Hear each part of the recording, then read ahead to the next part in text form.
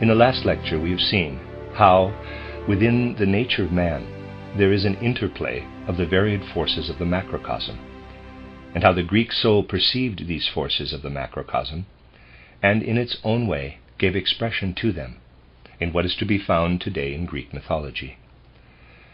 The frequent reference I make to Greek mythology is not in order to explain it, but rather to throw the necessary light on primal truths from one special side, as in this way one gets a better idea of these than from the historical standpoint, than is possible through the abstract ideas of our life, which in their poverty are incapable of giving expression to great cosmic wonders.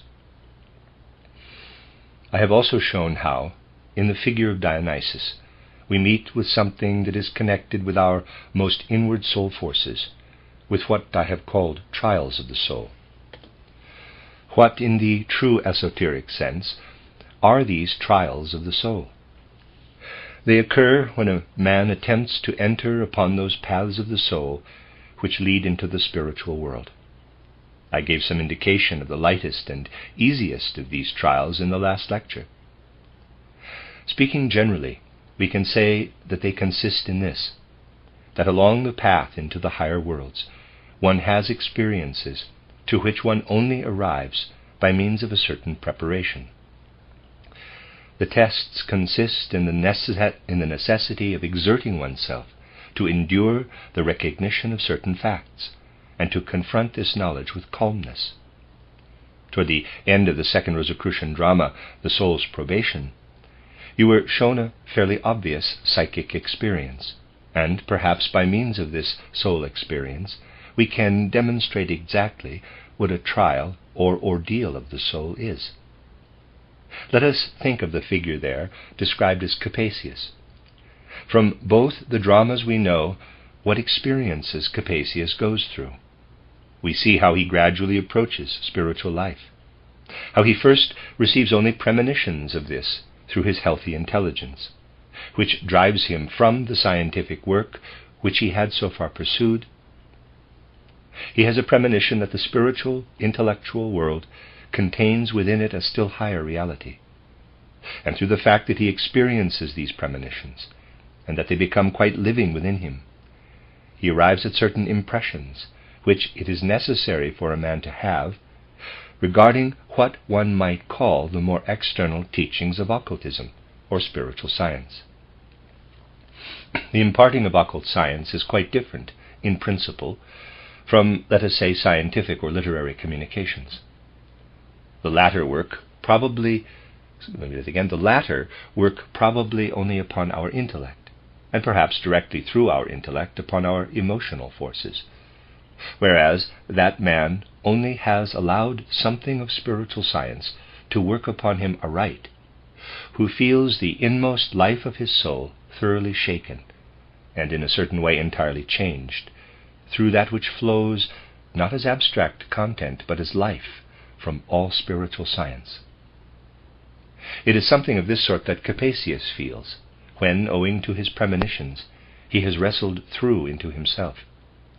He then sinks in profound meditation in the first book of the soul's probation into the words of the so-called Book of Life, which originated from Benedictus. The result of this is not only that he reflects on it, that he racks his brain and wants to get at the back of the meaning of it, but he feels the spiritual world break in on him in what is for him an incomprehensible manner. There is yet another result. One might very easily compare the feeling which pervades the first scene of the drama with the beginning of Goethe's Faust, yet it is essentially different. The feeling pervading Faust really only indicates that one can arrive at a kind of skepticism, a doubt as regards all knowledge, and then from one's own inner human impulses is enabled to seek out other paths than those of ordinary knowledge or cognition. In the case of Capasius, there is still something else.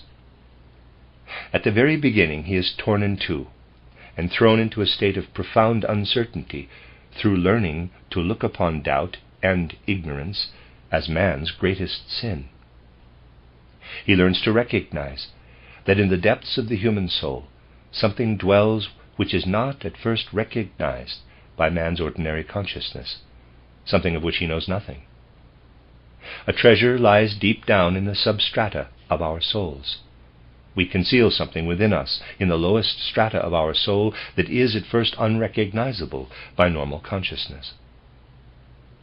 And when, according to the sense and true significance of spiritual science, we meditate deeply upon this fact, we learn that it is no mere selfish longing, but is one of the most serious duties of man, with regard to the forces of the macrocosm, not to allow the treasure which lies in our soul to perish.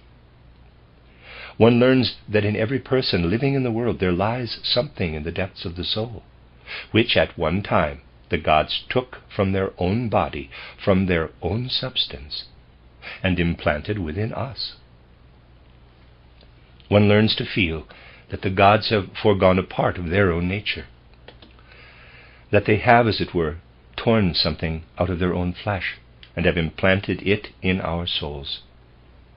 Now, as men, we might do a twofold thing with this psychic treasure, which is a divine heritage. Owing to a certain human love of ease, we might say, "Oh, what do I want with knowledge? The gods will themselves bring me to the goal they desire." That they will not do, for they have implanted such a treasure deep within us, so that by our own free will we may bring it to the surface. We may therefore allow this inward treasure to fall into decay. That is one way the human soul may take. The second way is that we become conscious of our high duty toward the heavenly powers and say, we must raise this treasure up, must bring it forth out of the hidden depths into our consciousness. What do we do then? We give to this treasure another form than that which it had previously in the body of the gods. But in the form which it has assumed through us, we give it back again to the gods in a mysterious manner. We pursue no personal matter with our powers of understanding. We do nothing with our understanding that merely serves our own egoism. We do no less than bring back again to the higher worlds the gift, the noble inheritance the gods gave to us, in the altered form it has acquired through us, so that with us they may possess it once more. But if we let this treasure fall into decay, we do verily give rein to our egoism, for henceforward this treasure would remain irreparably lost to the world. We allow the divine heritage of the gods to fall into decay when we do not seek within us understanding. It is this that gives rise to the mood of Capesius. In the first scene of the second drama, he feels that it is his duty not to remain in doubt, not in any way to continue to feel that he could know nothing, but that it would be a very serious breach of duty toward the cosmic powers if he were to leave this treasure of his soul to wither. Only at first he feels himself incapable of using the instruments of his body for this purpose. That is the discrepancy in the soul of Capesius. It is no longer Faust-like. Much rather would he say to himself, quote, "You must realize that you absolutely dare not remain in ignorance, or yield at all to the feeling of how weak the forces are which we have at our disposal as the result of our ordinary life, and whereby I bring the hidden treasure to your soul, of your soul to light." Close quote. There is then only one thing to do, to trust in one's own soul. If with patience it gradually develops that which is deposited within us, then the forces which it as yet feels to be weak must grow more and more, so that it can really fulfill its duty with regard to the cosmic powers. This trust in the fertility and productivity of the human soul must support us when, having only the force that we have acquired in the past, we often stand perplexed and afraid, realizing what we must and yet at the same moment we cannot do. All these trials of the soul are fundamentally of such a nature that we shrink from this fear, this feeling of impotence. Only when we find within ourselves that strength of soul which proceeds from the trust in oneself, the trust which gradually comes through a profound study of spiritual science, only then are we able to endure such trials. From the whole spirit of these lectures, you will already have seen that within the whole nature and being of man, there is an interplay of two cosmic torrents, and in order to harmonize these in man, strength of soul and also courage and determination are necessary. You find this clearly expressed at the close of the second drama, The Soul's Probation. There we see how Capasius has gone through important occult experiences, how he ventures a glance into his previous incarnation, and dares to become acquainted with himself as he had been hundreds of years previously upon the earth. You then find a saying which must not be taken lightly, that the knowledge of one life imposes upon us duties for many lives, not merely for one. Imagine that in looking back into the preceding incarnation, one beholds one's debt to this or that person, and thereby feels weighed down with one's life's account. Something might come before our soul that would quite discourage us. We might realize, quote, in your present incarnation, you cannot make good everything that you have laid up against yourself in your debit account, close quote. There arises, in the case of many people at least, the deepest longing to make good as much as possible. But this feeling springs from egoism. For the egoism of most men, it is quite unbearable to think that they should have to take with them so much of this debit account through the portal of death. To know that they must die and take with them into their next incarnation this or that from their debit account. The courage to own to oneself freely and honorably, quote, you have evil deeds upon your soul, close quote, demands a high degree of selflessness, whereas in general a man's disposition is such that he wants to be as good as his ideal. Anyone who really has gone through occult experiences of this kind must be able to face his own evil deeds unreservedly. And in fact, he ought to be able to say to himself that it is impossible to make good everything in this life. Romanus, in the above drama, expresses this by saying that it is necessary we should carry debts from the preceding life through the portal of death, and look dauntlessly to the moment when the watcher who presents us with our debit account shall confront us. Then we are faced with another line of thought, which we may designate thus, quote, when a man practices true self-knowledge, when he really learns something of his own innermost being, he generally finds something that decidedly ought not to be there, something that is not only uncomfortable in the highest degree, but which, when it really appears, is crushing in its effect on him. Close quote. Compare with this fundamental feeling of the human soul, which has something crushing in it, that which holds sway in so many souls, even when they have made some acquaintance with spiritual science. How often one hears it said, quote, oh, I do that out of pure unselfishness. I desire nothing for myself, close quote. Perhaps it is precisely when one most wants something that one hides it from oneself by saying, quote, I don't want anything for myself, close quote. That is an everyday experience. It is better that one should own to the truth that one really wants for oneself those actions which are apparently the most selfless. By this means a foundation is laid by which one will learn by degrees to endure the picture which the guardian of the threshold, the watcher for the spiritual world, really sets before us. Let us now ask in a higher sense, why do we find so much that is inharmonious within us? What is the reason for this? Well, you see, this is connected with the whole evolution of mankind.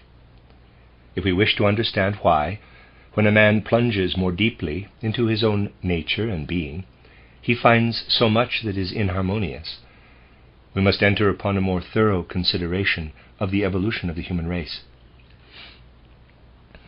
Let us then, for the moment, take it for granted that a deep soul treasure is hidden within us, which for the normal consciousness of today is entirely unknown. That when we find it out through the trials of our soul, we find endless disharmonies at the foundation of our soul, many things from which we recoil in horror, things that seem to crush us. What is it that we seem to bear within us? We all know that the evolution of mankind was a very complicated affair before man arrived at his present stage. We know that in order to attain to his present form, man had to go through the Saturn, Sun, and Moon evolutions, and that he only then entered upon his earthly evolution.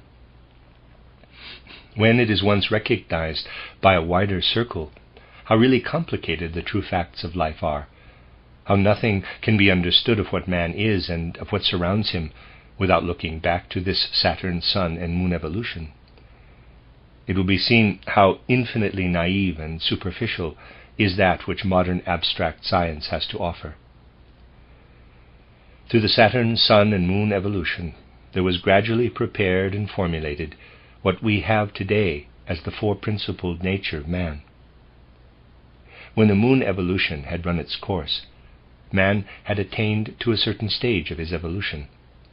The time between the Moon and the Earth evolution was then occupied in working up the spiritual part of man's nature, which had existed on the Moon, into new seed for Earth evolution.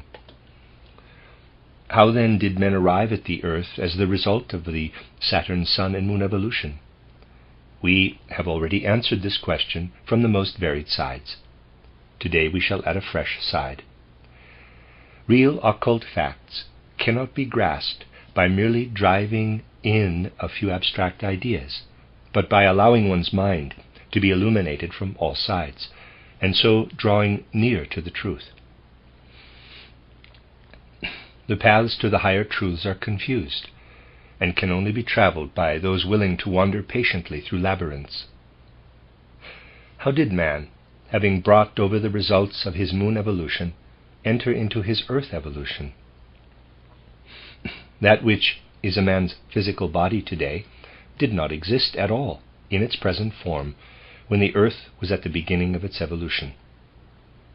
Even though the germinal beginnings of the physical body were present on ancient Saturn, even though on the Sun and on the Moon these germs had still further developed, and had already attained on the old Moon to a high stage of advancement, you must realize that in the intermediate periods between the Sun and the Saturn evolution, and between the Sun and the Moon evolution, all that had developed as foundation for the physical and other bodies once more returned to a spiritual condition.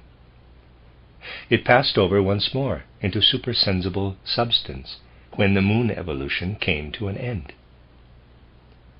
The physical part that had developed on Saturn and had taken on further form was naturally not then a physical thing. Everything was received back again into spirit. Everything was dissolved and existed in the spirit as forces, capable of calling forth physical forms, only the physical itself was not present. When the Earth evolution began, that which we call the physical body was not in existence as a physical body, but it existed spiritually in such a way that it could gradually condense itself into the physical body. It contained the forces which lead to the condensation or solidification of the physical body. We must take all this into consideration. Indeed, we can go still further. We know that we are now in the post-Atlantean age, and that this was preceded by the Atlantean and the Lemurian ages. And then when we go back beyond the Lemurian age, we arrive at yet earlier periods of earthly evolution.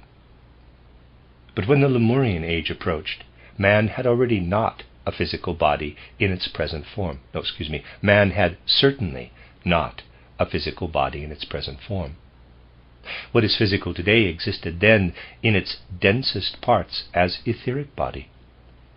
The forces of the present physical body were at that time as though dissolved in the etheric body.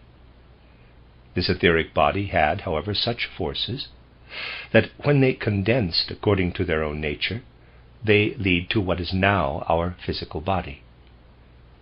In a certain way, they were the forces of the physical body, only they were not present as physical body. So, when man entered upon his Lemurian development, his densest bodily form was etheric, and all condensation to a physical body took place only from the Lemurian period onward. This condensation to a physical body was accomplished in a complicated manner. To spiritual vision, man existed at first in an etheric body.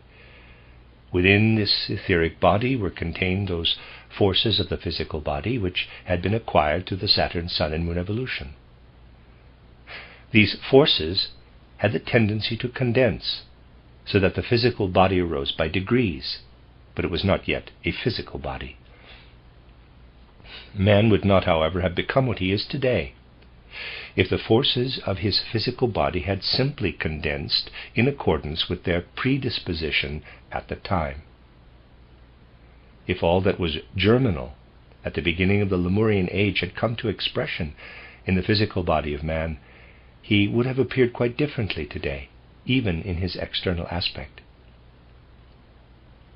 We must picture clearly to ourselves that man has a different appearance today from what he was predisposed to assume in that age which we place before the Lemurian period. In the course of the Lemurian, the Atlantean, and the post-Atlantean periods, not only have those forces been active in human nature, which were then present as predispositions, but other forces have also been at work. If we wish to form a clear idea as to how the forces of the etheric body worked still further, we can best do so by considering a certain organic system of the human physical body. We shall consider how one part of the human entity has developed from the etheric body since the Lemurian age. Let us suppose that this drawing represents the etheric body of man as it was before the Lemurian epoch, when earthly evolution began. Within this etheric body there are the most varied currents, the most varied lines of force, which are the result of the Saturn, Sun, and Moon developments.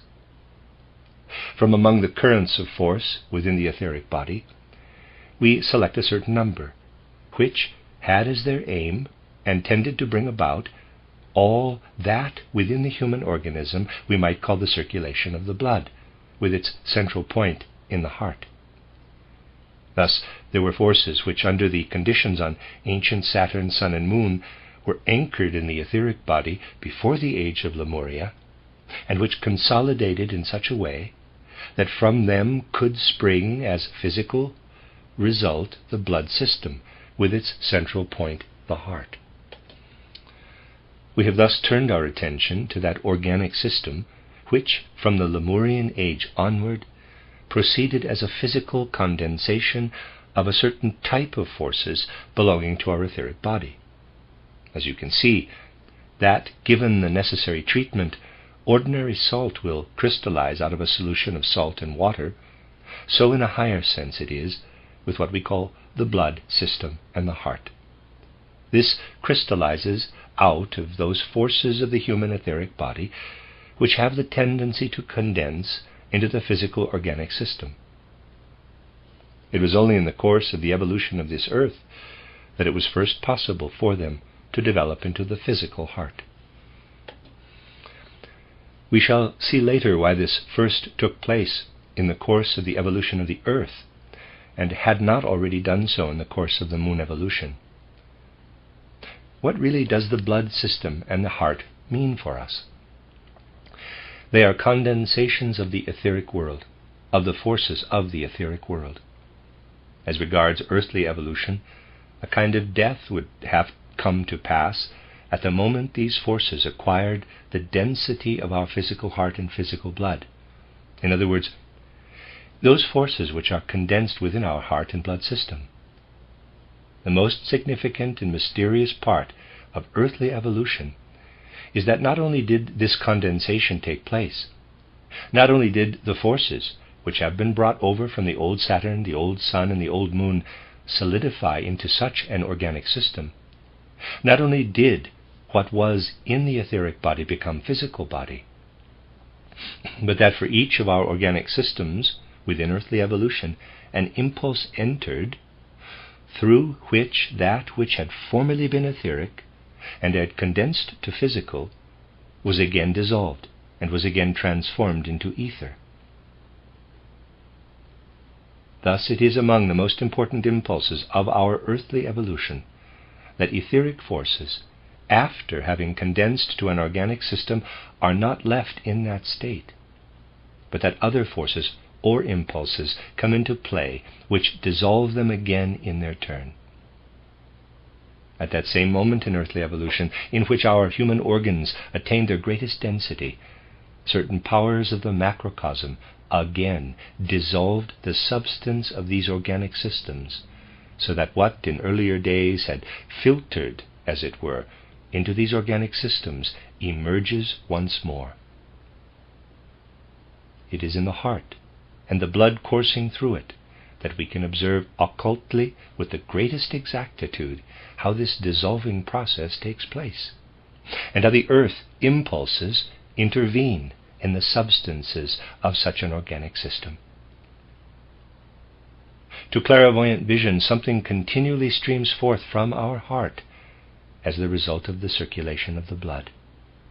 When clairvoyantly you see the blood pulsating through the human body, you also see how this blood becomes thin in the heart, dissolving into its finest physical parts and returning to its etheric form. As the blood gradually took form in the ether, so in the present human body we have the processes reversed. The blood returns to its etheric form. Etheric streams are continually passing upward from the heart to the human head, so that we see the etheric body being reformed all along the course of the blood. Thus that which crystallized in the pre-Lemurian times out of the ether into the human blood system and the heart, we now see etherized in man and streaming upward in the human etheric body to the head. And if this portion of the human etheric streams did not continually rise up from the heart to the head, we might try as we liked, but we would not be able to think or know anything about the world through the mere instrumentality of our brain. We would not be able to think at all. Our brain would be a thoroughly unpractical instrument for understanding if it were to work in physical brain alone. By means of occultism, one can get an idea of how the brain would work if it had to depend on itself. In that case, a man would be able to think only of what related to the inner requirements of his body. He would think, for example, quote, "Now I am hungry. Now I am thirsty. Now I will satisfy this or that desire," close quote. He would be able to think only of that which related to his bodily needs. And if he were dependent only on his physical brain, he would be the greatest egoist imaginable. Our brain, however, is continually infiltrated by the fine etheric streams which flow upward from the heart. These etheric currents have direct relationship with a delicate and important organ of the brain, the so-called pineal gland. The fine etheric currents which I have described to you continually interpenetrate and lave the pineal gland, making it glow. And its movements, as an organ of the physical brain, are in harmony with the currents which, as I have said, proceed from the heart. Because of this, these etheric movements are again connected with the physical brain. They stamp upon the physical brain, in addition to egoistic knowledge mentioned before, that which makes it possible for us to recognize something of the outer world, something of that which we ourselves are not. By way of our pineal gland, our etherized blood system reacts directly upon our brain. You will find this subject more fully dealt with when those lectures appear which I gave in Prague, quote, "Occult Physiology," close quote. There, from another point of view, I enlarged on this very matter of the function of the pineal gland. Thus we see that within the Earth evolution we have not only a process which leads to densification, but also one that again etherealizes. If we keep this in mind, we must say that we bear within us forces which to a certain extent are restored to the form which was already theirs during the old Saturn, Sun, and Moon evolution. Man, as he is constituted at the present day, knows nothing through his ordinary consciousness of the wonderful play of forces within his etheric body, which set up communication between his heart and his brain.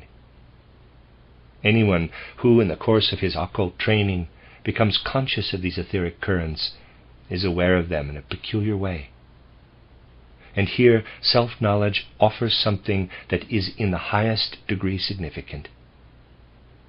Through it one learns to recognize how these forces stream out from the heart to the brain, in order to mold the brain so that man can use it as the instrument of his soul life. One notices, however, at once that these forces have not passed unscathed through the human organism, that they are not the same when man releases them as when they entered his heart.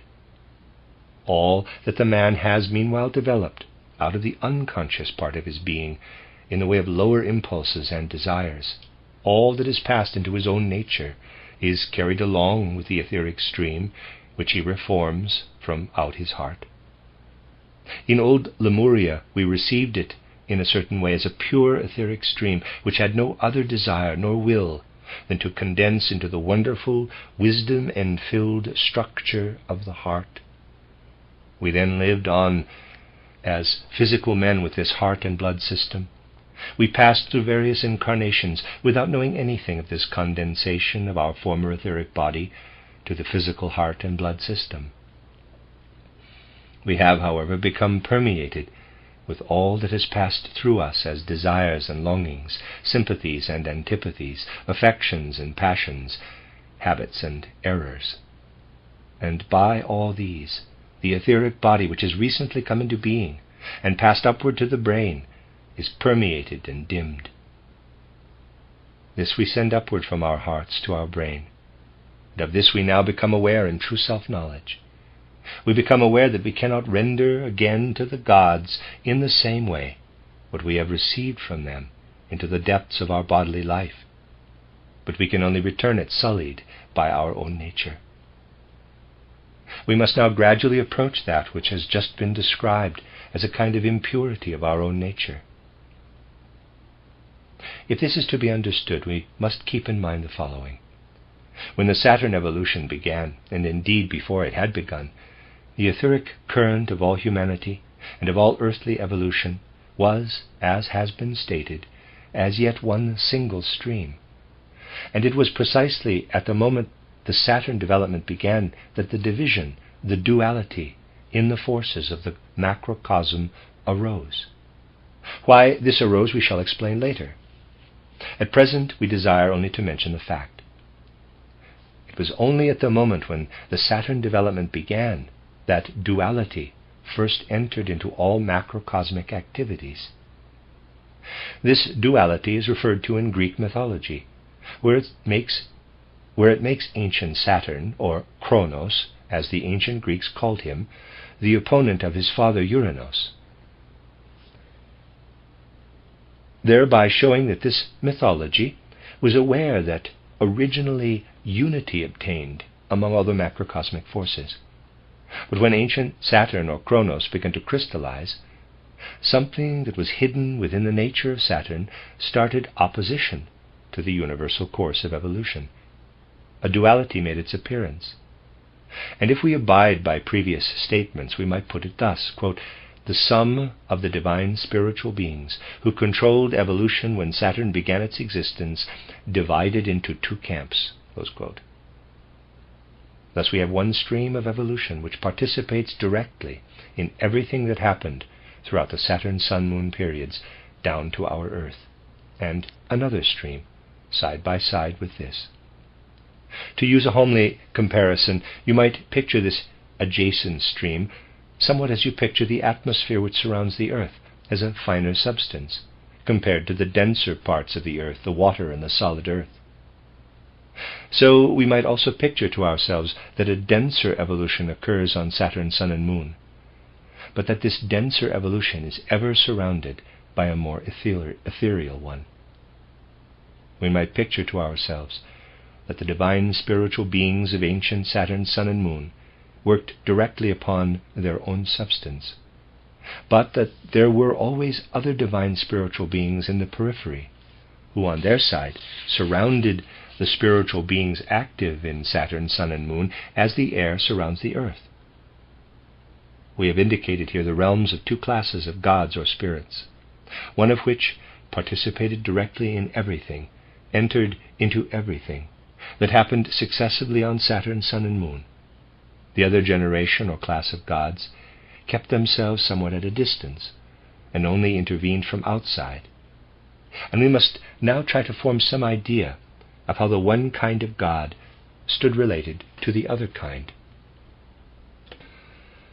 I must ask you to pay special attention to what the relation is of the more comprehensive gods who took direct part in the Saturn, Sun, and Moon evolutions to the other gods who floated, as it were, round this cosmic ball in its successive phases.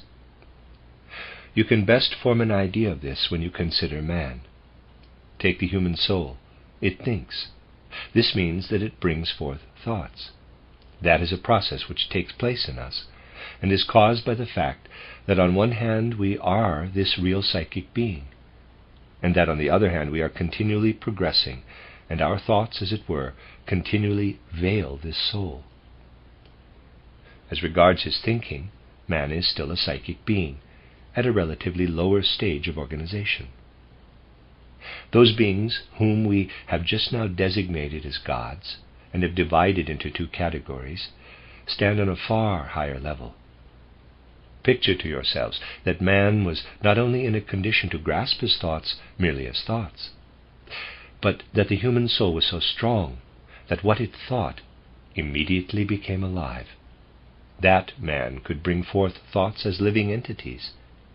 That when he grasped a thought, it immediately became a reality. It does remain in this way in the Akashic records, but it does not become so solid as to appear before one as a reality. Now imagine that we did not only think thoughts, but with every thought we brought forth an entity. You would then have grasped what took place in the divine spiritual world. While living in the most beautiful harmony, in the most perfect unity, the gods who existed prior to ancient Saturn reproduced themselves. They thought. Their thoughts, however, were not like human thoughts, which may be considered unreal, but they were living entities. They were other gods. Thus we have classes of gods who were originally real of themselves, and others who are actually the ideas of those gods, and were directly connected with Saturn, Sun, and Moon. These are the divine beings who hover, as it were, over the cosmic globe of Saturn, Sun, and Moon as it passes through its successive evolutions. Thus we have two different generations of gods. The one generation of gods is the conceptual world of the other, and actually stands related to the other as our thoughts are related to our actual soul existence. What name have we hitherto applied to those gods who are actually the thoughts of the others? Those gods which are simply the thoughts of the others we have called, on account of certain qualities, the Luciferic beings. And in the evident sense we must reckon as belonging to the Luciferic beings everything of which we can say, the original gods felt the necessity of presenting themselves to themselves for recognition. Consequently, they presented the Luciferic beings to themselves as cosmic thoughts, or thought entities, just as a man is today confronted by his thoughts. As man really first learns to know himself in his thoughts, so did the original gods learn to know themselves in Lucifer and his hosts. We might express this somewhat differently. We might say that these beings, who were really only the conceptions of the others, have always remained behind with regard to the other's evolution. The progressive gods had left something of themselves behind, so that they could look back upon it. As in actual life one can only recognize oneself in a mirror, so they could see themselves in this mirror, thrown off from their own substance. The Luciferic beings are beings that had remained behind, entities thrown off from the original gods, and who came to being in order that a mirror of self-cognition might exist for the advancing godlike entities. In a certain sense, what takes place microcosmically within our own soul is a complete image or reflection of this macrocosmic event. Only in us is reversed that which in a way was accomplished aforetime in the macrocosm. We bear within our microcosm a reflection of this division among the gods, of these two classes of gods, of which the one was original and the other class was born from the original beings, and existed so that these other beings might have something with which to confront themselves. From this you can infer that there must be a great difference between the two lines of descent of these gods. And this difference indeed is clearly revealed. It is revealed in the fact that our whole self, with all that is unconscious in us, this whole far-reaching self from which our bodily organism has also proceeded, sprung from the original generation of gods. Nevertheless, what we experience with our ordinary daily consciousness springs from the generation of the gods who are but the conception or thought of the first. Our nature comes to us from two sides. Our complete organization, with all that is contained in our subconsciousness, comes from the original generation of the gods.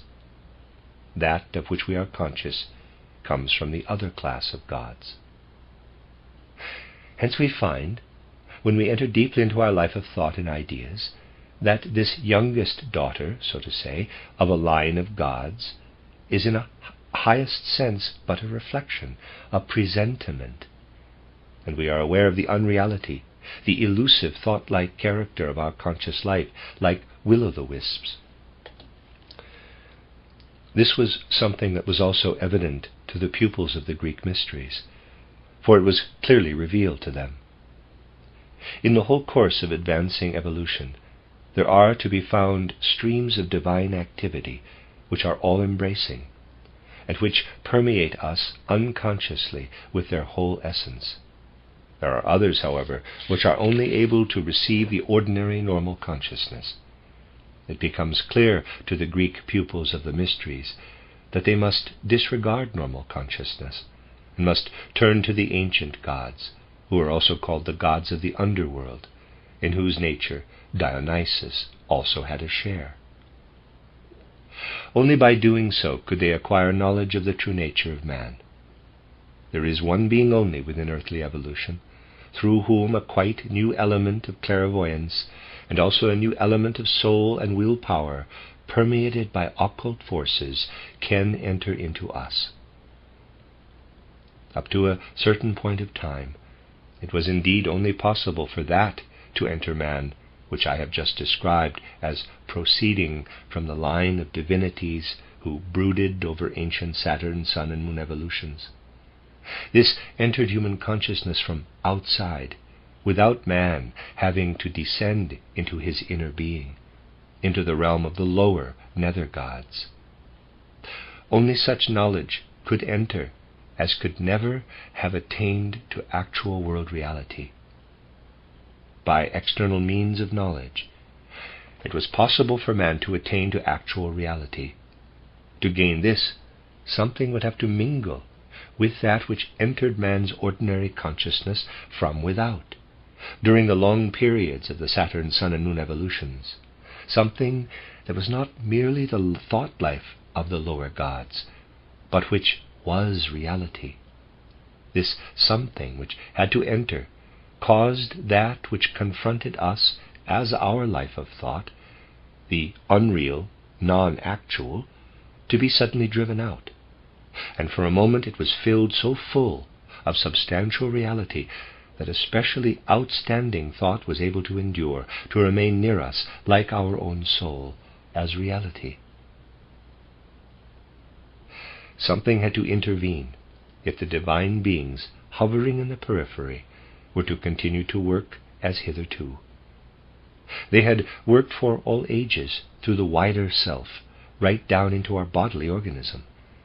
Something had to pour into us from without, which signified a renewal, a resurrection from the spiritual world, a recrudescence of that which had organized us, and which had then withdrawn into the depth of our consciousness. That which entered in a moment into this generation of divine beings was, in fact, the Christ, who at the baptism in Jordan entered into the body of Jesus of Nazareth.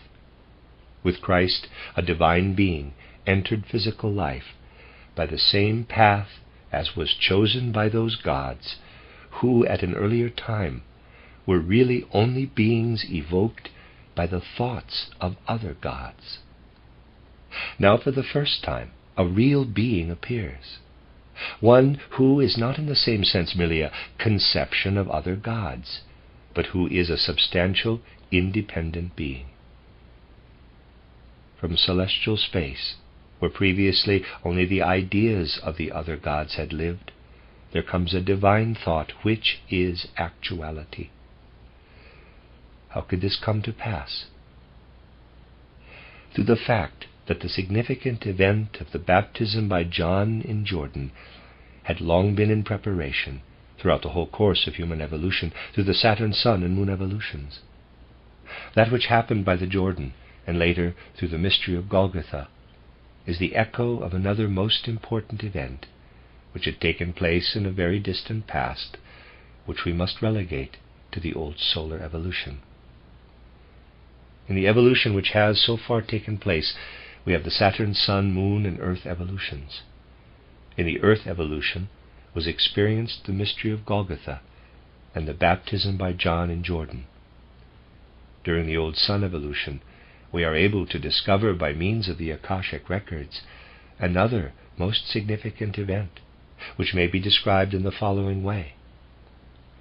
At that time a certain process had reached its farthest point of advancement, regarding which one may say that the upper gods, who form the conceptions of the lower gods, and are thus dependent upon them, if I may permit myself to make use of a trivial expression, found it more suitable to their peculiar nature to live in ethereal elements of the upper worlds, rather than in the denser elements from which the earth was formed. It was during the Sun evolution that the separation already referred to took place between the two different genera or classes of gods.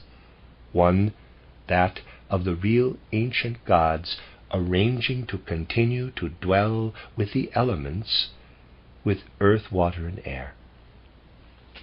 The other genera of gods found it too arduous to enter into these dense elements, and continued to live in what we call the etheric elements, first in the heat, then in the light, and then in the chemical or life ether. We might also describe these two continuous streams of divine evolution by saying that the one chose the more difficult way, going through the denser elements. The other chose the easier way. That is, these gods hovered, as it were, around the others in the chemical and life ether, and formed their bodies from them.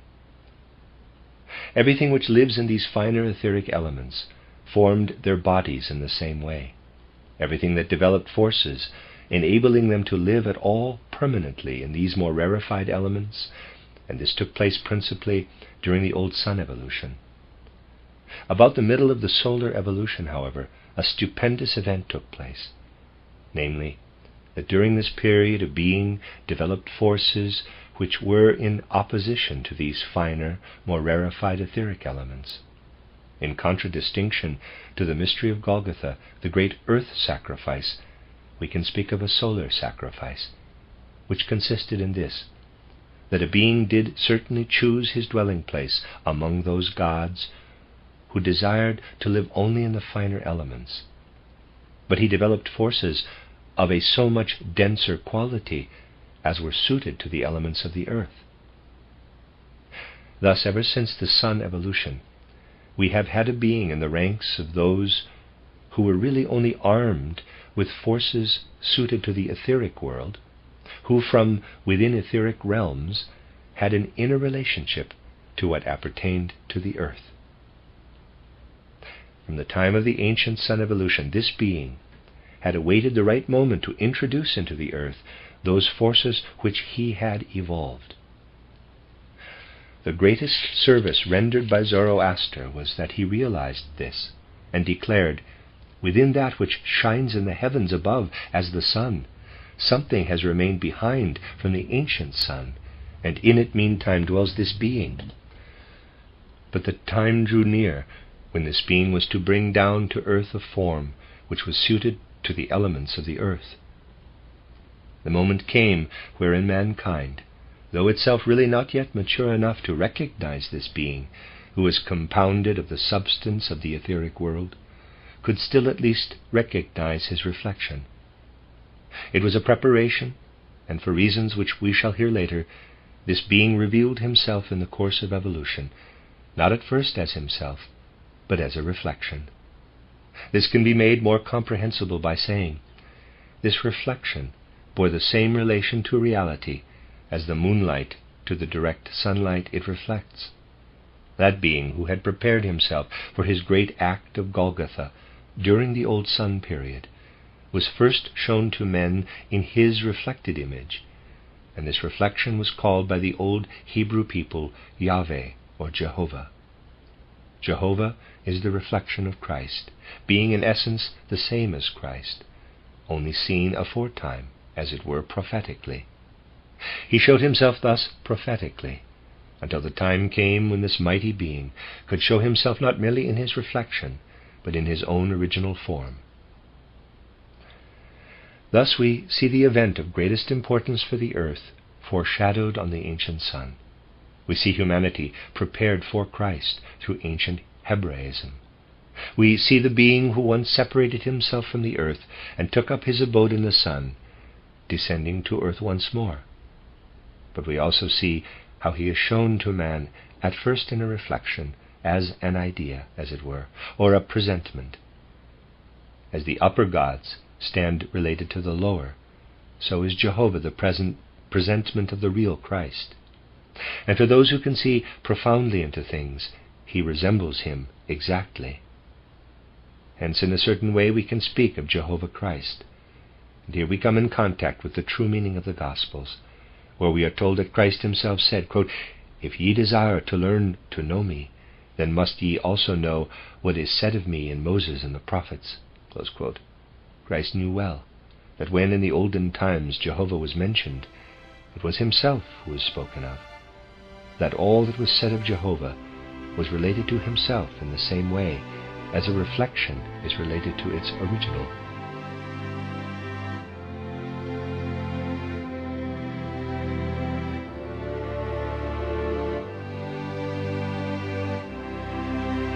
Please consider supporting the creators. Thank you.